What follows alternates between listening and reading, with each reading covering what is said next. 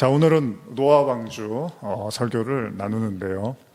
제목이 보이시죠? 핏째 먹지 말 것이니라, 이런 제목인데 이게 무슨 말이지? 이런 생각 하시는 분들 계실 거예요. 근데 오늘은 이 말씀을 저희가 사순절 기간이기도 해서 예수님의 십자가, 어린 양, 우리 어린 양의 보혈 피 얘기 많이 하는데 예수님의 십자가와 연결해서 함께 말씀을 나누고자 합니다.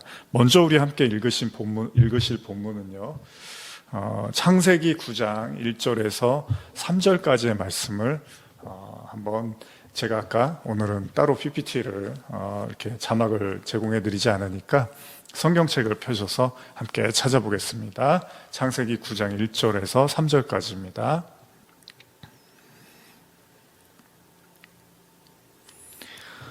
네, 그럼 우리 함께 창세기 9장 1절에서 3절 말씀을 같이 한번 보겠습니다.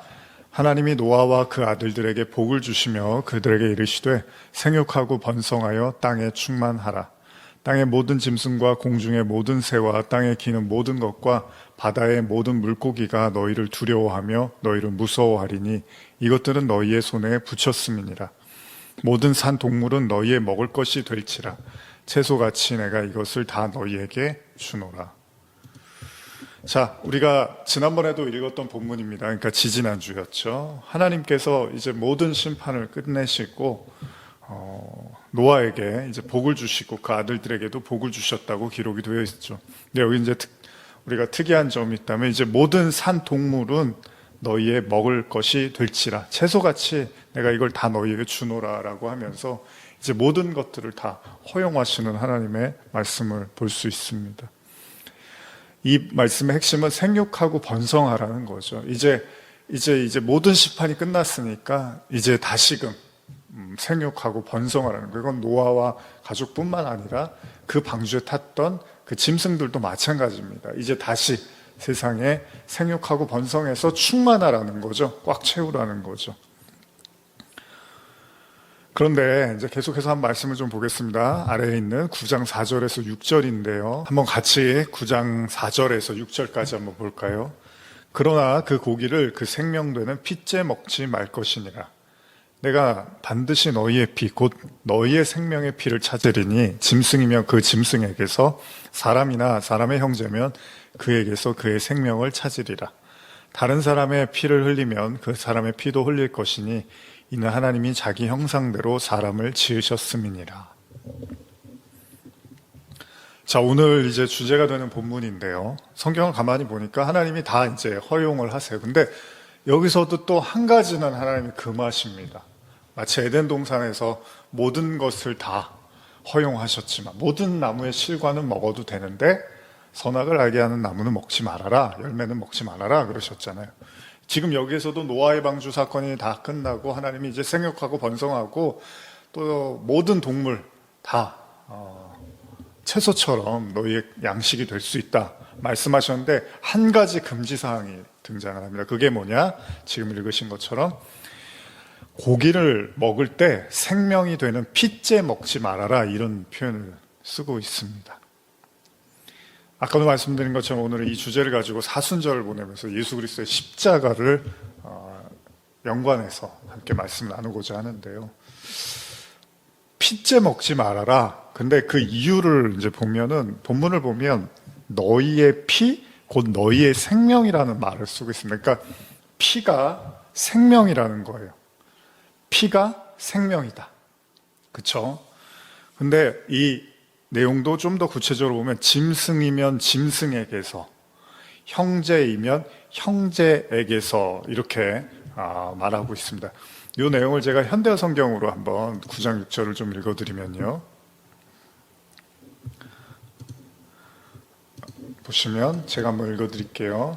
9장 5절을 한번 읽어드리겠습니다. 그리고 어떠한 경우라 할지라도 사람의 피를 흘리게 해서는 안 된다. 그렇게 하면 내가 반드시 그 죗값을 찾고야 말리라. 짐승이 사람의 피를 흘리게 하였다면 그 짐승에게서 그 피값을 찾을 것이다. 사람이 사람의 피를 흘리게 하였다 하더라도 마찬가지다. 그 사람에게서 반드시 피를 흘리고 쓰러진 그 사람의 피값, 곧 그 생명을 찾아내고야 말리라. 이런 내용입니다. 그러니까 짐승, 지금 성경 본문을 보시면 짐승이면 그 짐승에게라고 할 때 지금 현대어 성경은 이 짐승이 사람의 피를 흘리게 한 거죠. 원래 근데 짐승들은 그냥 짐승 서로 잡아먹잖아요. 근데 피를 피 따로 구분해서 먹지 않죠. 피를 다 빼고 먹고 그게 아니라 그냥 먹기도 하잖아요. 대부분 물고기들도 그냥 서로 잡아먹을 때 가시 발리고 피 발리고 이러지 않잖아요. 그냥 한 입에 덥석 물어버리죠. 근데 어쨌든 간에 현대 성경을 보면 짐승이든 사람이든 사람의 피를 흘리게 하면 그 생명을 도로 찾겠다는 거죠. 무시무시한 얘기이기도 해요. 그러니까 절대로 하지 말라는 이야기잖아요. 다시 말하면은 다른 사람의 피를 흘리게 하면 반드시 하나님이 그 사람도 피를 흘리게 할 거라고 말씀을 하시는 건데, 그 이유는 뭐냐? 6절에서 말씀하시죠. 이는 하나님이 자기 형상대로 사람을 지으셨음이니라, 이렇게 말하고 있습니다. 그러니까 우리가 잘 아는 거죠. 네가 피눈물 흘리게 하면 너는 안 그럴 줄 알아? 이런 얘기 하잖아요. 그러니까 서로 이제 복수의 개념에서 말을 하는 거죠. 네가 나한테 이렇게 피눈물을 흘리게 하면 나도 반드시 너한테 피눈물을 흘리게 해줄 거야. 이런 말을 하잖아요. 그러니까 그런 의미처럼 하나님이 지금 모든 건 다 허용을 하는데 한 가지는 하지 말라는 거예요. 핏째 먹지 말라는 거예요. 근데 그게 핏째 먹는 게 이제 동물이잖아요. 사실 사람을 먹는 게 아니라 동물을 핏째 먹지 말라고 했는데, 그래서 처음에는 그냥 동물을 핏째 먹지 말라는 거구나라고 했는데, 그 말씀을 따라가 보니까 사람에게 피를 흘리게 하지 말라라는 의미로 이제 내포하고 있다는 거예요. 그게 원래의 의미였다는 거죠. 그러니까 여러분과 제가 고기 먹다 보면 회라든지 육회나 이런 거 먹다 보면은 또 피가 이렇게 조금 묻어 있을 수도 있잖아요. 아니면은 저는 이제 어렸을 때 순대 같은 거 이렇게 되게 좀 잘 안 먹고 그랬었는데, 나중에도 이거 피로 만들었다며 이러면서 그렇게 예를 들면 그런 식으로 생각할 수 있잖아요. 피째 먹지 말라 그랬잖아. 선지 해장국이나 이런 것들 있잖아요. 근데 어쨌든 먹기도 한단 말이죠. 물론 우리가 돼지고기가 구약에서 먹지 말라고 했다고 돼지고기 안 먹지 않는 것처럼, 이제 지금은 그런 것 때문에 민감하게 그렇게 하지 않는 경우가 많죠. 그런데 의미는 뭐냐면 단순히 그냥 고기를 핏째 먹으면은 건강에 안 좋고 위험해 그리고 너무 불결해 그런 얘기를 하려고 하는 게 아니라, 성경이 말하고 싶은 건 피라는 거는 생명이고, 그래서 그 생명되는 피를 흘리게 하지 말라. 누구한테? 형제에게. 그러니까 결국 이게 무슨 얘기예요? 살인에 대한 얘기를 하는 거죠. 그렇죠? 피를 흘리지 말게 하라는 게 사실은 살인에 대한 얘기를 하는 거죠. 도복성, 그러니까 누군가를 죽이면 반드시, 구약에는 이제 율법에 그런 내용이 많잖아요. 반드시 네가 악행을 하면 그만큼 너도 되돌려 받을 거야, 이런 식의 내용들이 많은데, 대표적으로 우리가 이제 제가 가끔 말씀드리면 처음 일어난 살인 사건이 바로 창세기 4장의 가인과 아벨 이야기죠. 그래서 아담의 죄, 우리 처음 노아 방주 이야기할 때 제가 죄에 대한 이야기를 이제 창세기부터 쭉 해왔는데, 거기에서 제일 먼저 이제 살인이 가인과 아벨에서 나타나잖아요. 근데 그게 아담과 하와의 이제 아들이란 말이에요. 아들들의 문제란 말이에요. 그러니까 죄가 어떤 형태로 나타나는지를 보여주고 있는 거죠. 그러니까 아담과 하와가 진 죄가 단순하게 선악과를 먹은 것, 이것만이 아니라 그것이 바로 가인과 아벨에겐 이런 살인의 형태로 나타나고 있다는 겁니다. 그러니까 죄가 발전하는 것처럼 보일 수도 있지만 사실은 그 죄 안에 그 모든 것들이 다 내포되어 있다는 겁니다. 창세기 4장 8절에서 11절인데요. 한번 찾아보실까요? 4장 8절에서 11절. 잘 아시는 내용이죠. 가인이 그의 아우 아벨에게 말하고 그들이 들에 있을 때 가인이 그의 아우 아벨을 쳐 죽이니라. 여호와께서 가인에게 이르시되 내 아우 아벨이 어디 있느냐? 그가 이르되 내가 알지 못하나이다. 내가 내 아우를 지키는 자니이까. 이르시되 내가 무엇을 하였느냐?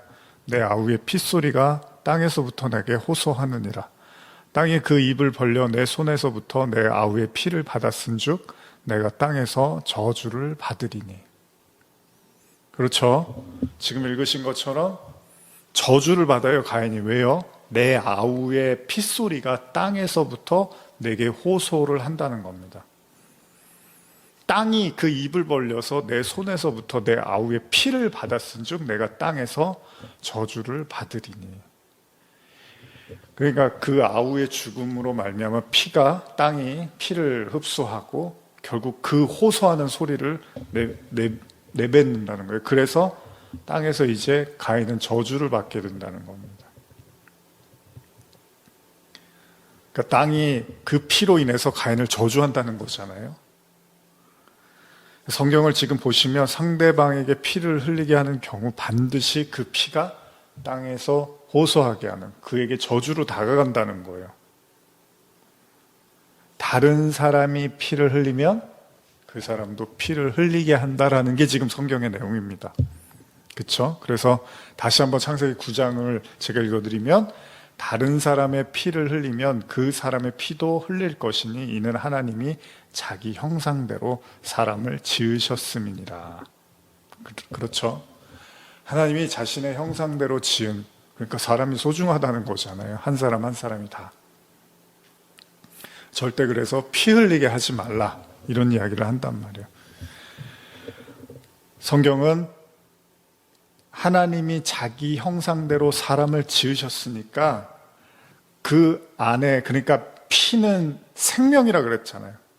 그러니까 하나님이, 이 세상에 하나님이 짓지 않은 사람이 없는 거잖아요. 그러니까 하나님의 생명이 다 들어가 있다는 거죠. 다른 말로 하면 우리가 창세기에서 하나님이 흙으로 사람을 빚고 어떻게 합니까? 생기를 주셨다고 하죠. 어쨌든 하나님의 그 숨결을 거쳐서 만들어진 사람이기 때문에 절대로 생명을 함부로 해서는 안 된다. 다른 사람에게 살인을 해서는 안 된다라는 것이 이제 성경이 오늘 이제 말하고 있는 내용이라는 겁니다. 그렇다면 땅의 저주와 관련된 가인과 아벨 사건 이전에 아담의 이야기를 보면요, 여러분, 제가 아까 말씀드린 것처럼 가인과 아벨은 살인 사건이 실제로 일어났습니다. 가인이 아벨을 죽였으니까.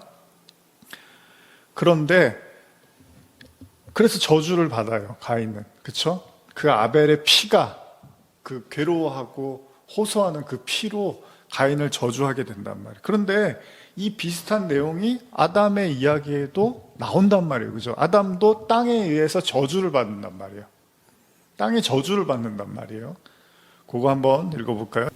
창세기 3장 17절에서 19절을 보시면, 몇 장만 넘기시면 되죠.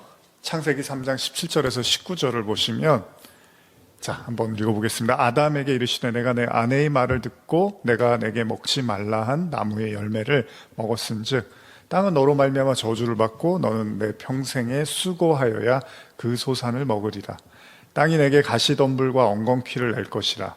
내가 먹을 것은 밭의 채소인즉 내가 흙으로 돌아갈 때까지 얼굴에 땀을 흘려야 먹을 것을 먹으리니 내가 그것에서 취함을 입었음이라. 너는 흙이니 흙으로 돌아갈 것이니라 하시니라. 이 본문을 생각해 보면, 가만히 보세요. 이게 지금 가인이 받았던 저주하고 비슷하죠. 창세기 18장 보시면, 3장 18절 보면 땅이 내게 가시덤불과 엉겅퀴를 낼 것이라. 그리고 17절에는 땅은 너로 말미암아 저주를 받고, 이런 얘기가 나와요. 비슷한 유형의 얘기가 나온단 말이에요. 근데 아담이 직접적으로 누군가의 피를 흘린 게 아니잖아요. 살해를 한 게 아니잖아요. 근데 땅이 저주를 받은 가인과 동일한 피가, 그 아벨의 피가 땅에서 그 호소하는, 그래서 저주를 받게 되는 그 내용과 유사한 내용이 먼저 등장을 한단 말이에요. 그러면 여러분과 저는 하나님 말씀 어겼으니까 이제 이렇게 생각을 하잖아요. 선악과 먹지 말라고 했으니까. 근데 조금 더 우리가 생각해 보면, 자, 선악과라는 것 조금만 더 우리가 깊이 생각해 보면, 선악과는 뭐죠? 하나님의 말씀이죠. 하나님의 명령, 그냥 명령으로만 생각하시는데 말씀이란 말이에요. 그렇죠? 엄밀히 말하면 하나님이 모든 동산의 모든 것들은 먹되 선악을 알게 하는 나무는 먹지 말아라는 건 명령이기도 하지만 말씀이라고 이해를 한단 말이에요. 근데 그 말씀을 아담이 어떻게 해요? 깨버린 거죠. 그 말씀을 깼어요. 그래서 저주를 받게 됐어요. 물론 여기에는 살인이나 피 흘림 이런 게 없어요. 물론 나중에 아담과 하와가 막 서로 이제 원망하죠. 저 뱀이 먹게 했어요. 뭐 저 여자가 먹게 했어. 이러면서 서로 원망하고 하지만 여기에는 뭐 피 흘림이나 살인은 없었지만은 근데 여러분 성경을 잘 보시면 이 사건 이후에 무언가가 희생이 돼서 그 결과물로 나타나는 게 하나 있어요. 그게 뭐냐면 창세기 3장 21절 지금 읽으신 내용의 밑에 보시면 자, 잘 아시는 내용이죠. 여호와 하나님이 아담과 그의 아내를 위하여 가죽옷을 지어 입히시니라. 그렇죠? 여러분들 잘 아시죠? 아담과 하와가 선악과 먹고 벌거벗어갖고 창피해갖고 무화과나무 잎으로 가렸어요. 하체를. 그랬는데 하나님이 굳이 그것을 가죽옷을 만들어서 입힌단 말이에요. 여기에 보면 가죽옷이라고 해요. 가죽옷은 뭐예요? 그냥 잎사귀나 뭐 꽃이나 이런 걸로 가리게 하신 게 아니라 가죽, 굳이 가죽, 뭐 따뜻하라고요? 더 추우니까? 물론 그렇게 이해할 수도 있지만 어쨌든 가죽이라는 건 뭐죠? 누군가의 희생으로 인해서 만들어진 거잖아요. 근데 이 가죽옷을 뭐 다 아시지만 우리가 누구를 연상하죠? 바로 어린 양의 죽음을 연상케 하는 가죽옷이잖아요. 그렇죠? 누군가 죽어서 그 가죽옷을 남긴 거잖아요. 그러니까 이게 여러분들 잘 생각해 보시면 어쩌면 아담과 하와가 직접적인 살인과 살해를 하지 않은 것처럼 보이지만은 그들의 범죄로 말미암아 누군가가 희생이 돼야 되고 그 결과로 그들이 가죽옷을 입게 되는 것을 떠올리게 됩니다. 가죽옷을 입는다는 것도 단순히 무화과나무 잎은 너무 추운데 가죽옷 입어서 따뜻하겠다 이런 얘기를 성경에 하고 싶은 게 아닙니다. 무화과나무 잎은 신약으로 와서도 그 율법을 상징한단 말이에요. 율법. 근데 그 율법을 하나님이 가죽옷, 예수 그리스도의 죽음으로 말미암아 가죽옷으로 덮어주신 거예요. 그러니까 율법으로는 우리가 구원을 못 받아요. 그래서 율법으로는 항상 우리가 목마르고 배고프고 우리의 치부가 드러나요. 근데 그걸 가죽옷으로 은혜로 덮어주신다는 의미에서 이제 가죽옷이란 말이에요. 그러니까 먼저 죄로 인해서 아담과 하와의 죄로 인해서 땅이 저주를 받게 되고 그게 하나님의 말씀을 깨트린 범죄인데 그 죄의 대가로 누군가 어떤 짐승이 희생을 당한단 말이에요. 그런데 우리가 그걸 어린 양으로 이해하고 있다면 그 어린 양이 희생당함으로써 그들이 용서, 은혜를 받게 되는 거죠. 바로 아담과 하와가 죽지 않잖아요. 선악과 먹어갖고. 쫓겨나긴 하지만 바로 그들이 끝나는 게 아니잖아요. 그러니까 하나님이 용서를 해주시고 기회를 주시는 거란 말이죠. 그러니까 아담의 원죄는요, 다시 생각해 보시면 하나님의 말씀을 어긴 걸로도 이해하지만 하나님의 말씀을 깬 거니까. 근데 성경에서 말씀이 누구예요? 말씀. 이 땅에 말씀으로 오신 분이에요. 하나님의 아들 예수님이잖아요. 그러면 여러분들이 말씀을 어겼다는 거 그냥 말씀을 어겼다 이렇게도 이해할 수 있지만 그 말씀을 깼다, 죽였다. 그런 말씀에 대한 살해. 왜냐하면 가인과 아벨도요. 보세요. 가인과 아벨도 가인이 아벨을 왜 죽이는 거죠? 미워서요? 그냥 셈이 나서. 물론 그런 것도 있지만 엄밀히 말하면 하나님이 왜 내 재물 안 받고 내 동생 재물만 받아? 거기에 격분해서 아벨을 죽인 거잖아요. 그게 누구를 향하고 있는 거예요? 원래 근본적으로 하나님에 대한 미움이잖아요. 그러니까 그 하나님을 직접 어떻게 할 수는 없으니까 아벨을 대신해서 죽인단 말이에요. 그래서 아벨도 양과 기름으로 하나님께 나가는 게 어린 양의 모습을 또 보여주고 있는 거거든요. 희생당하는. 그렇게 하나님에 대한 분노를 아벨한테 쏟는 거예요. 근데 아벨이 그냥 말없이 그렇게 그냥 거기서 희생을 당하게 되는 거죠. 마찬가지로 지금 그 아담과 하와가 입게 되는 그 가죽옷은 결국은 그 아들의 죽음, 그들이 하나님의 말씀을 깨므로 인해서 희생당할 수밖에 없는 아들의 죽음, 어린 양의 죽음을 보여주고 있다는 것입니다.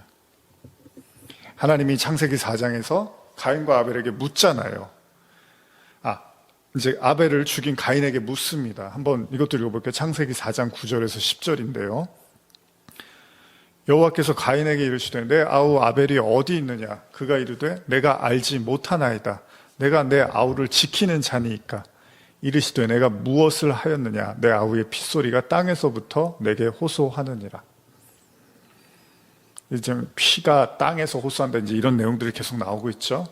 가인이 하나님이 묻는데 아벨이 어디 있어? 그랬더니 모르는데요, 이런단 말이에요. 이게 무슨 말입니까? 거짓말을 하는 거잖아요. 근데 자신의 살인을 인정하지 않고 모른 척 한단 말이에요. 되게 뻔뻔한 거잖아요. 사실은 살인 자체도 큰 문제지만 하나님 앞에서 다 알고 계시는 하나님 앞에서 빤히 시치미를 떼면서 자신의 죄를 인정하지 않고 있다는 겁니다. 결국은 아벨의 피가 가인에게 저주를 불러온다는 거예요.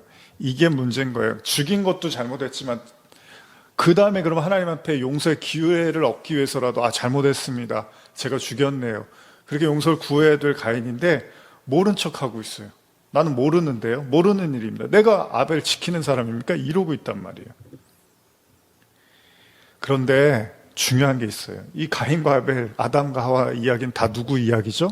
우리의 이야기예요. 우리의 이야기. 그것도 성경의 가장 원초적인 이야기잖아요.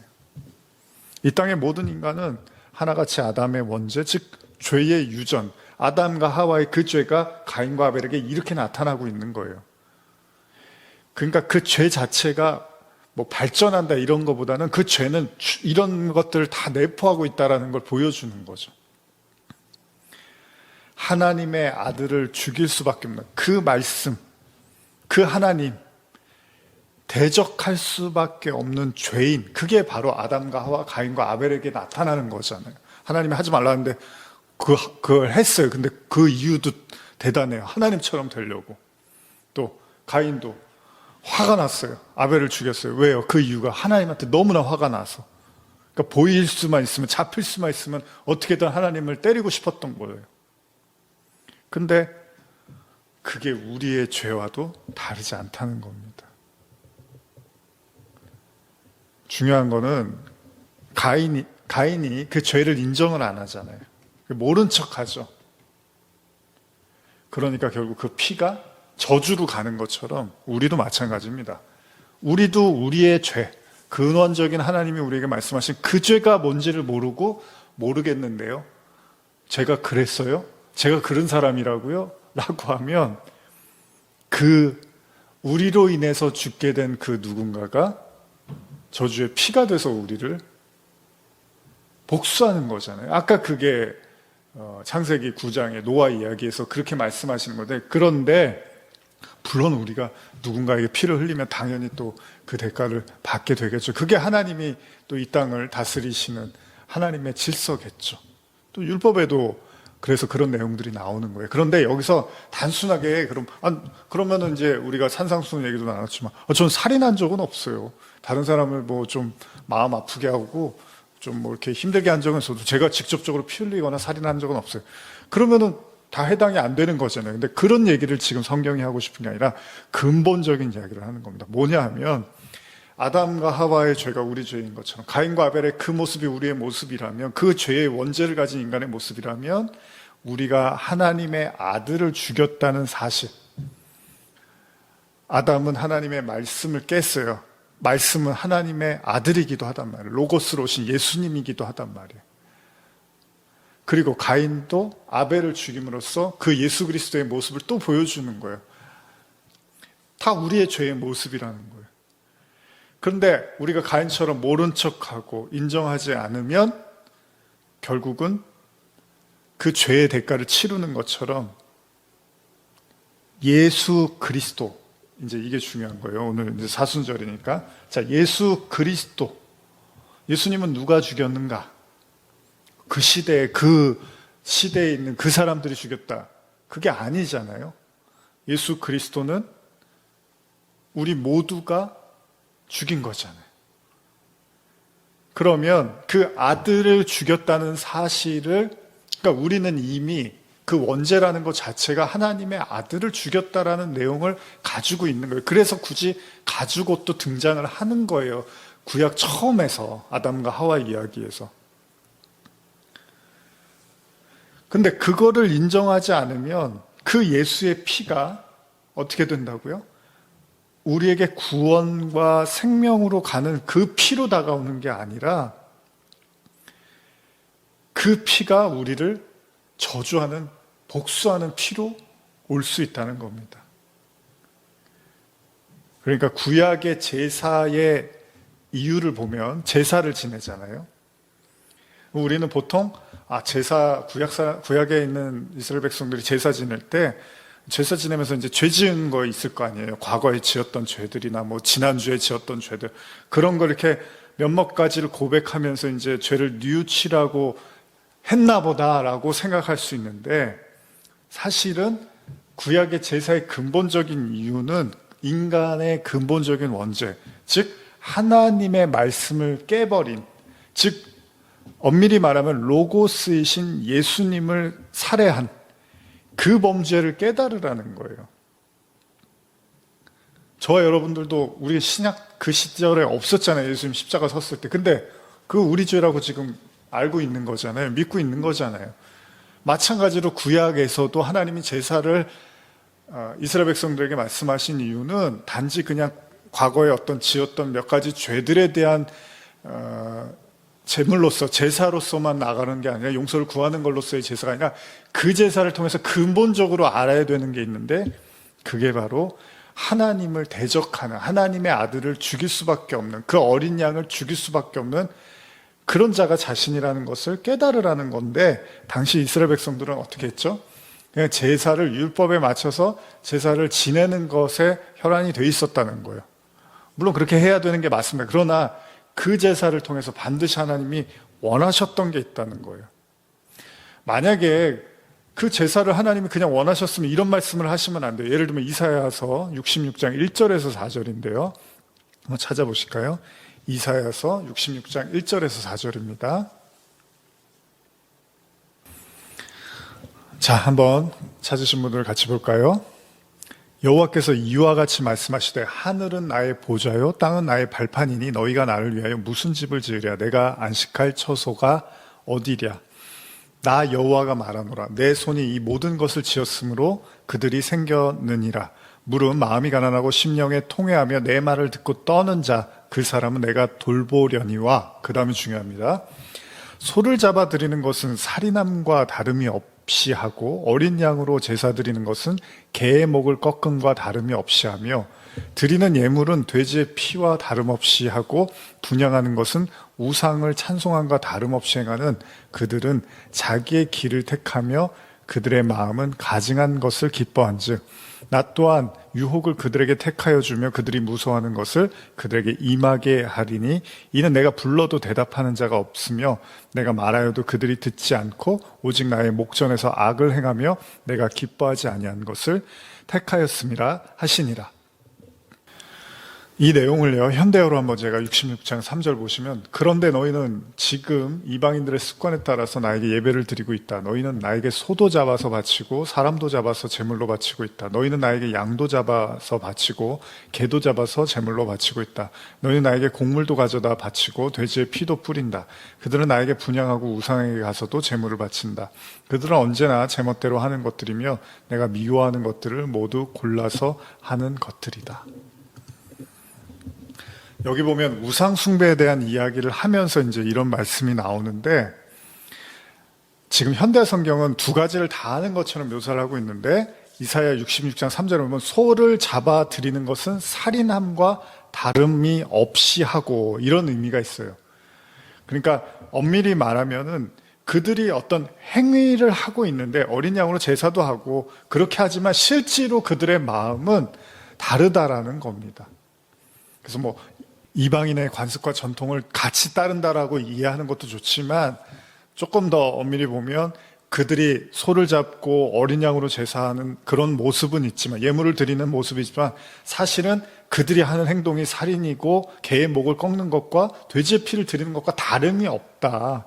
그러면서 그들은 자기의 길을 택하며 그들의 마음은 가증한 걸 기뻐한다. 마음의 문제를 이야기하는 거예요. 이거는 금식에 대한 얘기를 할 때도 비슷하죠. 내가 기뻐하는 금식은 하면서 하나님은 그 막 겉으로 막 치장하고, 나 금식하는 막 내색하고 이런 걸 하나님이 기뻐하는 게 아니라 진짜 공의와 하나님의 그 은혜와 자유를 가지고 품는 것, 그 마음을 중요시 하는 거잖아요. 그러니까 하나님이 원하시는 제사는 뭡니까? 진정한 자신의 죄를 깨닫지를 못하고 성전 안에서 형식적인 제사에만 몰두해 있는 그런 자들, 그것이 살인하는 것과 그리고 개의 목을 꺾고 부정한 걸 하나님께 드리는 우상 숭배와 뭐가 다르겠느냐라는 마음의 문제를 언급하고 있다는 것입니다. 이 이야기는 이따가도 제가 말씀드릴게요. 하나님이 정말 그 제사를 기뻐했느냐? 그게 아니라고 이미 성경에서도 말씀을 하신단 말이에요. 그러니까 오늘 노아의 본문에서도 생명을 핏째 먹지 말라는 것은 다른 의미에서 짐승이나 형제의 피를 흘리지 말게 하려는 의미였잖아요. 그러니까 핏째 먹지 말라는 건 단순하게 핏째 먹으면 안 돼, 그것만 얘기하고 싶었던 게 아니라 형제의 피를 흘리지 않게 하라는 거고, 그게 살인하지 말라는 거, 십계명에 나온 내용이네요. 결국 이 말 속에는 하나님의 말씀을 저버린, 즉 어린 양을 죽일 수밖에 없는, 그리고 하나님의 아들을 죽일 수밖에 없는 우리의 원죄를 거론하고 있다는 거예요. 그러니까 살인, 나는 살인한 적 없어, 저 사람들은 살인했는데 난 살인한 적 없어, 그런 차원의 얘기를 하고 있는 게 아니라 아담에서부터 시작된, 가인에서부터 시작된 그 인간의 본연 안에 있는 하나님에 대한 대적. 그런데 그 하나님을 직접 어떻게 할 수 없으니까 말씀을 깨거나 하나님의 대리자, 아벨의 그런 어떤 모습으로 나타난 것처럼 결국은 어린 양 예수를 우리가 살인할 수밖에 없는, 바로 우리가 피 흘리게 했던 자들이라는 그 원죄를 이야기하고 있다는 겁니다. 문제는 이미 죄가 관영한 이 이래로 모든 인간은 같은 조건에 있기 때문에, 그래서 이 살인을 통해서 반드시 자신의 죄를 깨닫는 제사를 드려야 된다는 거예요. 그러니까 나는 죽인 적 없어, 그러니까 난 죄 없어, 이게 아니라는 거예요. 더 엄밀한 그 진짜 죄, 하나님의 아들에 대한 그 죄를 깨달아야 된다는 겁니다.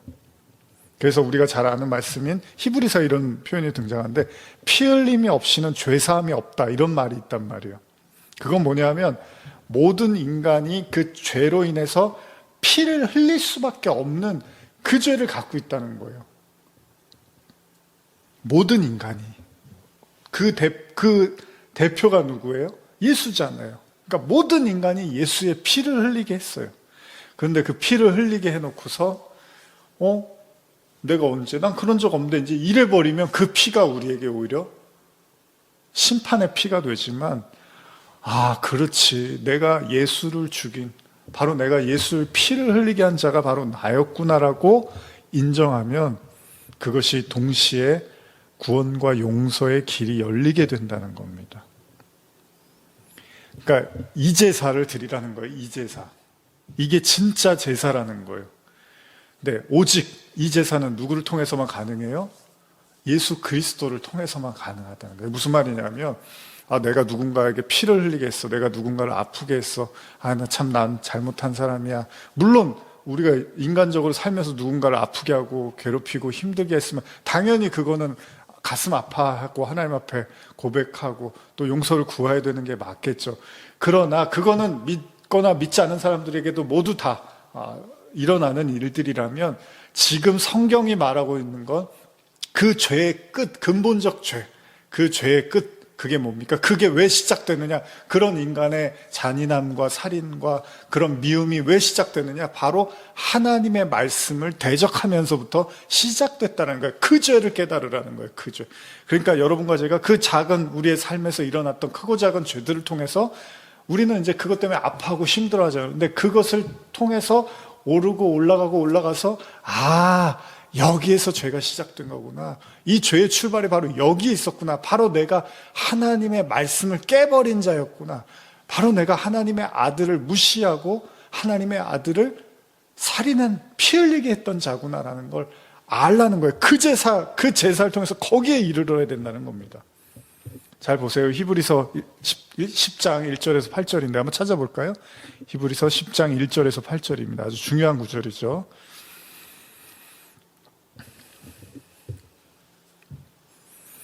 여기에 보시면은 하나님이 내가 제사를 기뻐하는 게 아니야, 이런 말씀을 하신단 말이에요. 물론 다윗도 그런 고백을 해요. 시편 51편에 하나님이 기뻐하시는 건 제사가 아니야, 우리의 상한 심령이야, 이런 얘기를 하잖아요. 그러니까 구약만 보고서 하나님은 제사를 기뻐하는 거 아니야? 물론 제사는 어떤 방식으로서 할 수 있는 걸, 어떤 리추얼이라고 그러나요? 의식으로서는 할 수 있지만 진짜 하나님이 원하는 건 그걸 통해서 마음으로 깨달으라는 게 있었다는 거죠. 한번 읽어보겠습니다. 히브리서 10장 1절에서 8절입니다. 율법은 장차 올 좋은 일의 그림자일 뿐이요 참 형상이 아니므로 해마다 늘 드리는 같은 제사로는 나아오는 자들은 언제나 온전하게 할 수 없느니라. 그렇지 아니하면 섬기는 자들이 단번에 정결하게 되어 다시 죄를 깨닫는 일이 없으리니 어찌 제사 드리는 일을 그치지 아니하였으리요. 그러나 이 제사들에는 해마다 죄를 기억하게 하는 것이 있나니 이는 황소와 염소의 피가 능히 죄를 없이 하지 못함이라. 그러므로 주께서 세상에 임하실 때 이르시되 하나님이 제사와 예물을 원하지 아니하시고 오직 나를 위하여 한 몸을 예비하셨도다. 여러분, 이게 정말 중요한 얘기입니다. 뭐래요? 하나님이, 예수님 뭐래요? 하나님이 제사와 예물을 원하지 아니하시고 오직 나를 위해서 한 몸을 예비하셨도다. 번제와 속죄제는 기뻐하지 아니하나. 하나님이 기뻐하시는 거 아니에요? 제사, 예물 이거 하나님 원하셨던 거 아니에요? 번제와 속죄제는 기뻐하지 아니하시나니 이에 내가 말하기를 하나님이여 보시옵소서 두루마리 책에 나를 가리켜 기록된 것과 같이 하나님의 뜻을 행하러 왔나이다 하셨느니라. 그 예수가 왜 왔느냐? 진짜 제사를 알려주려고 온 거라는 거예요. 10장 8절 위에 말씀하시기를 주께서는 제사와 예물과 번제와 속죄제는 원하지도 아니하고 기뻐하지도 아니하신다 하셨고 이는 다 율법을 따라 드리는 것이라. 성경에 이렇게 써 있단 말이에요. 그러니까 그럼 구약의 율법, 제사는 뭐예요? 율법에 대한, 그 제사에 대한 율법은 그거는 하나님께서 모형으로 너희들이 이것을 통해서 반드시 알아야 된다라는 그걸 가리켜, 그 핵심, 그 진짜를 가리켜 주기 위한 하나의 모형으로 제시를 해준 건데 사람들이 그 모형에 빠져서 그 안에서 실체를 못 보고 있었다라는 겁니다. 그러지 않고는 이런 말을 어떻게 써요? 감히 하나님이 그걸 기뻐하지 않았다 했다. 인간이 어떻게 그런 말을 할 수 있어요? 그럼에도 불구하고 히브리서는 말하고 있다는 거예요. 그래서 아까 제가 이사야 66장을 읽을 때 소를 드리는 것은 살인하는 것과 다르지 않고 그게 그 진짜 중심으로 하나님이 원하시는 그 제사의 참뜻을 깨닫지 못하면 소를 드리고 본인은 소를 드리고 양을 잡아 드리고 그렇게 하는 게 하나님은 살인을 하고 개의 목을 꺾고 돼지의 피를 드리는 우상 숭배하고 그게 뭐가 다르냐고 말씀을 하셨다는 겁니다. 그러니까 중요한 건 정말 마음의 중심이라는 거예요. 뭐를 내가 깨달아야 되고 말씀이 정말 뭘 얘기하고 있는지를 그거를 아는 게 중요해요. 그럼 지금 오늘은 예배네요. 옛날엔 제사였으니까. 예배도 마찬가지라는 겁니다. 그 예배를 통해서 정말 하나님이 뭘 얘기하고 있는지를 모르면 그걸 예배 잘 드렸더니 일이 잘 풀려. 잘 드렸더니 어려움들이 다 해결이 되더라고. 예배 빠뜨리지 마. 예배 잘 드려야 돼. 그게 중요한 게 아니라 그 예배를 통해서 뭐를 말씀하시고 내가 뭐를 깨달아야 되고 뭐를 믿어야 되는지를 모르면 그거는 구약의 이사야 66장의 말씀처럼 또 히브리서 10장의 말씀처럼 하나님이 하나도 기뻐하지 않는 제사와 예물이 될 수 있다는 것입니다. 처음 드린 말씀은 아니지만 우리가 사순절을 보내면서 더 진지하게 그래서 하나님 앞에 서야 된다는 겁니다. 그렇습니다. 구약의 모든 제사는 바로 우리가 가인과 같이 하나님을 대적해서 아벨을 죽이는 것처럼 말씀이신 하나님의 아들을 죽인 자임을 깨닫는 것, 이게 진짜 용서 받을 수 있는 거예요. 근데 그걸 구약에서는 몰랐단 말이에요. 제사를 드리면서도. 거기까지는 진짜 죄를 발견을 못한 거예요. 그저 그냥 율법대로 내가 살았나 안 살았나, 이거 잘했나 잘못했나, 거기에만 그냥 혈안이 돼서 진짜 하나님이 말하고 있는 그 죄를 보지를 못했던 거예요. 그러니까 아담과 하와도 하나님이 일부러 가죽 옷을 입혀주시고 쫓아내잖아요. 근데 그 땅이 어떤 저주받은 땅이잖아요. 거기서 뭐 하라는 거예요? 그 죄가 뭔지를 깨달으라는 거예요. 그 인생을 통해서. 그래서 여러분과 제가 눈여볼 구절이 있는데 그게 창세기 이미 지난 8장의 마지막에 제가 자세히 읽지 않았던 본문인데 이제 한번 보시면 좀 이해가 가실 거예요. 창세기 8장 20절에서 22절인데요. 보겠습니다. 노아가 여호와께 제단을 쌓고 모든 정결한 짐승과 모든 정결한 새 중에서, 찾으셨나요? 네. 창세기 8장 20절에서 22절입니다. 다시 한번 제가 읽을게요. 노아가 여호와께 제단을 쌓고 모든 정결한 짐승과 모든 정결한 새 중에서 제물을 취하여 번제로 제단에 드렸더니 여호와께서 그 향기를 받으시고 그 중심에 이르시되 내가 다시는 사람으로 말미암아 땅을 저주하지 아니하리니 이는 사람의 마음에 사람의 마음이 계획하는 바가 어려서부터 악함이라. 내가 전에 행한 것 같이 모든 생물을 다시 멸하지 아니하리니 땅이 있을 동안에는 심음과 거둠과 추위와 더위와 여름과 겨울과 낮과 밤이 쉬지 아니하리라. 여기도 지금 말씀 보시면 어때요? 하나님이 이제 노아의 제사를 받으셨대요. 노아가 땅에 나와서. 그리고 나서 이제 저주하지 않겠대요. 이게 이제 노아 방주의 클라이막스잖아요. 하나님이 이제 다시는 저주하지 않겠다고 했어요. 근데 그 이유가 놀라워요. 뭐예요? 사람의 마음에 계획하는 바가 어려서부터 악함이라. 아니, 그것 때문에 심판한 거 아니에요? 근데 이제 내가 저주하지 않겠대요, 땅을. 무슨 의미죠? 22절의 말씀이 뭐죠? 땅이 있을 동안에는 심음과 거둠과 추위와, 이게 고통이잖아요. 겨울과 낮이 쉬지 않는 이 땅 안에서 이제 저주의 결과로서 고통이 오는데, 이 죄악으로 인해서 땅이 주는 고난을 받게 될 거라는 의미도 있지만, 또 다른 의미에서는 가인이 받은 표, 뭐냐면, 가인이 하나님 앞에 제가 이제 아벨 죽였는데, 저 이제 벌 받고 사람들이 저를 가만 안 놔두겠죠? 어떡합니까? 근데 하나님이 가인에게 표를 주세요. 그리고 너를 죽이려고 하는 자들에게 내가 7배나 벌을 주겠다, 이런 말씀을 하세요. 그 무슨 얘기예요? 가인, 너를 손가락질하는 사람들, 그 사람들도 알아야 돼. 모든 사람이 가인과 다르지 않다는 것. 그래서 가인을, 하나님의 아벨을 죽였으니까 가인이 모른 척하면 너도 심판이야. 어디 동생 죽이고서 모른 척해 나한테 감춰? 죽이셔야 되잖아요. 근데 하나님이 안 죽이세요. 그리고 가인에게 표를 주시고 가인을 벌하는 자를 오히려 7배를 더 벌을 하시겠다고 한단 말이에요. 이게 성경에서 기가 막히게 숨어 있는 거예요. 그게 뭐예요?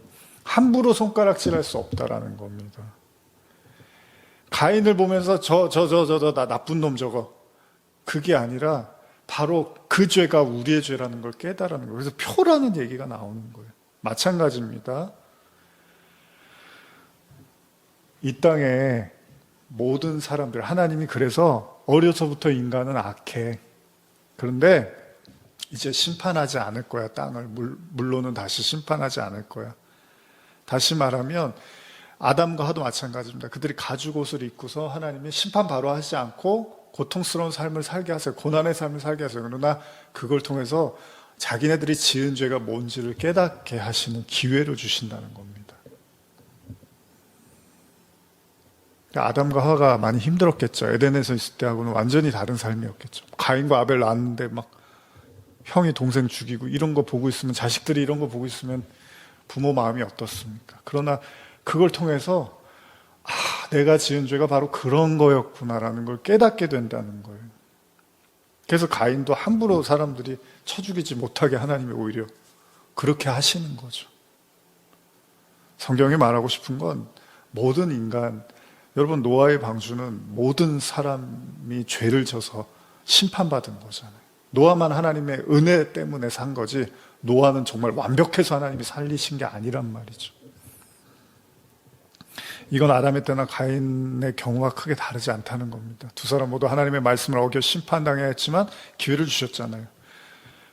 다시 말하면 오늘 본문으로 돌아가 보면 생명을 핏째 먹지 말라라는 이야기에는 살인하지 말라는 이야기였죠. 단지 그걸 먹지 말라는 게 아니라, 엄밀히 말하면 이제 저와 여러분들의 얘기입니다. 우리는 예수를 죽일 수밖에 없는, 그래서 노아의 때였다면 우리 역시도 모두 다 심판받아야 되는 사람들이 맞지만, 그 예수가 피를 흘렸단 말이에요. 우리 때문에.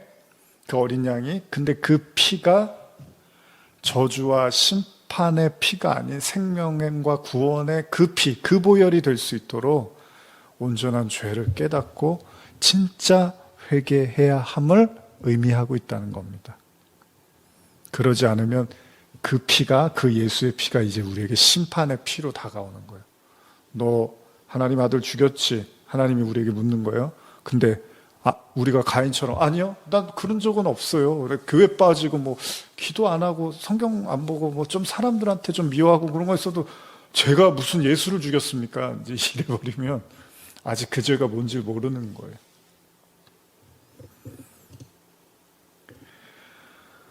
그래서 핏째 먹지 말라는 건 반드시 그 피를 통해서 그 죄를 깨달아야 되는 거죠.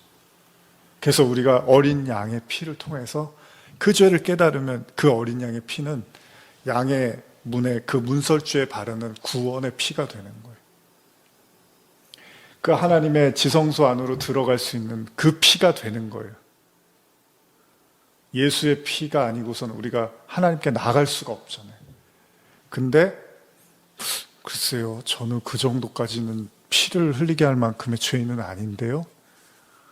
이래버리면 이제 예수님도 나중에 나는 널 몰라. 네가 나 십자가에 못 박혔는데 그렇게 만들어 놓고 넌 모른다고 하잖아. 너는 심판이야. 이제 이렇게 되는 거죠.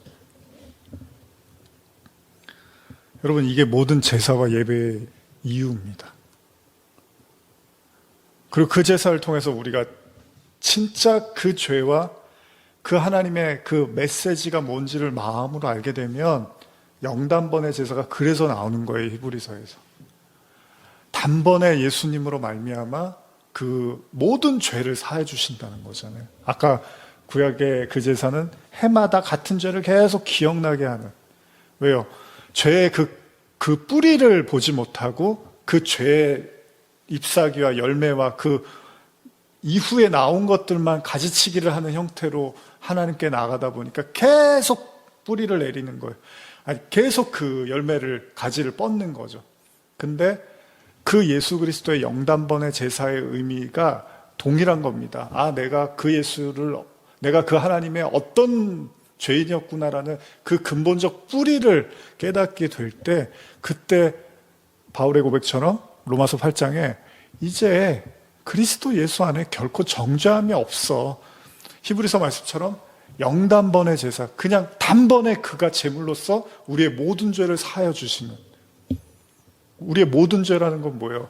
이제 더 이상 그 죄와 무관한 자로 하나님이 만들어 주셨다는 거잖아요. 바울의 고백처럼 이제 결코 정죄함이 없는, 그래서 노아의 방주의 모든 심판이 끝나고 다음 주에 나누겠지만 무지개가 뜨는 거예요. 이제 너는 이제 그 하나님의 말씀, 하나님의 메시지가 뭔지를 알았으니까, 이제 그 심판을 보았고 그 구원이 뭔지를 알았으니까 너는 이제 언약의 백성이 된 거야. 너는 내가 기필코 구원할 거야. 영원히 내가 너의 하나님인 거야 라고 그 죄로부터 하나님이 벗어나게 해주는 거예요. 다 같은 얘기죠. 그게 대표적으로 로마서 8장으로 우리가 이해하는 거예요. 이제 결코 그리스도 예수 안에선 정죄함이 없어지는 거죠. 어떻게 해요? 그 피로 말미암아. 그러기 위해서 반드시 우리는 우리의 주어진 인생이 고달프고 힘겹지만, 에덴에서 쫓겨난 아담의 삶이 그렇겠지만, 그러나 그 시간들을 통해서 그 죄를 깨달아 가는 거고 고백해 가는 거고, 결국은 그 영단번에 그 예수 그리스도를 통하여 우리가 하나님의 가장 그 깊은 곳인 그 지성소에 하나님의 임재의 처소가 되는 성전된 자가 되어져 만들어, 에베소서에 보면 그렇게 지어져 가느니라 이렇게 말씀하고 있는 거죠. 우리 안에 하나님이 그렇게 성전으로 만들어가고 우리의 보좌로 우리 안에 임해 가시는 그 과정을 우리는 살아가고 있는 거죠. 그럴 때 우리도 바울처럼 그리스도 예수 안에 결코 정죄함이 없다, 이렇게 고백할 수 있는 거예요. 어떻게?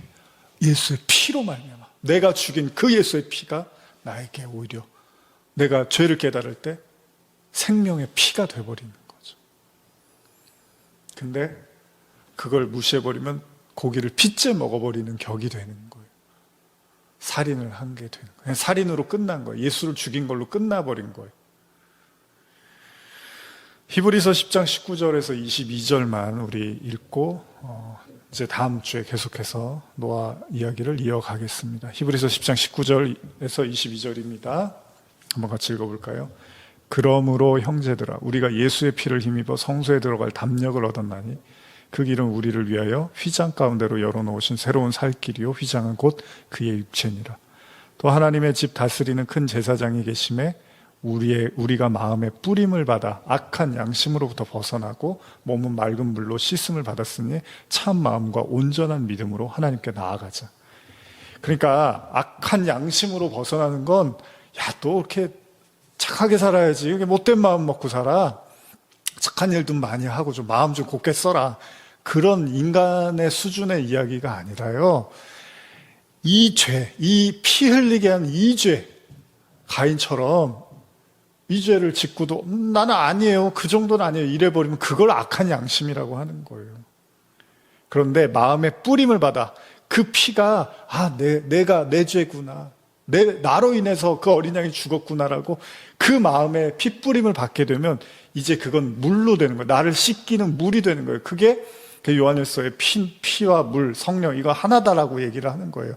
그 피가 이제 우리를 씻기는 물이 되는 거고 그 물은 또 성령으로 우리에게 다가오는 거죠. 성령은 뭐예요? 하나님이 우리 안에 임재하는 거니까. 결국 우리는 그 피로 말미암아 진정한 자유를 누리게 되는, 진짜 하나님의 은혜를 누리게 되는 자들이 되는 것입니다. 핏째 먹지 말라는 의미, 그건 무엇입니까? 반드시 예수의 죽음을 통해서, 예수의 피 흘림을 통해서 우리의 죄를 깨달아야 한다는 것입니다. 이 사순절을 지내면서 여러분과 함께 말씀을 나누어 봤습니다. 다음 주에 또 계속해서 우리 무지개와 관련한 말씀을 나누고자 합니다. 기도하시겠습니다. 하나님 아버지, 그리스도의 보혈, 물론 우리가 신약만 생각하겠지만 이미 구약부터 어린 양은 등장하고 있었습니다. 말씀이신 하나님 태초부터 함께 하셨고, 또한 가죽옷을 입히는 그 하나님이 아담에게 가죽옷을 입히는 모습 속에도 이미 어린 양은 예표되었습니다. 그것은 다 우리의 하나님에 대한 우리의 대적으로 말미암아 죽으셔야만 했던, 희생당해야만 했던 예수 그리스도이셨습니다. 주님, 오늘 우리가 이 사순절을 보내며 주님의 십자가를 바라보며 진정한 제사, 진정한 예배의 의미를 깨닫고 그 보혈로 말미암아 하나님의 놀라운 사랑과 은혜를 누리는 시간 되게 하여 주시옵소서. 감사드리며 예수님의 이름으로 기도드립니다. 아멘.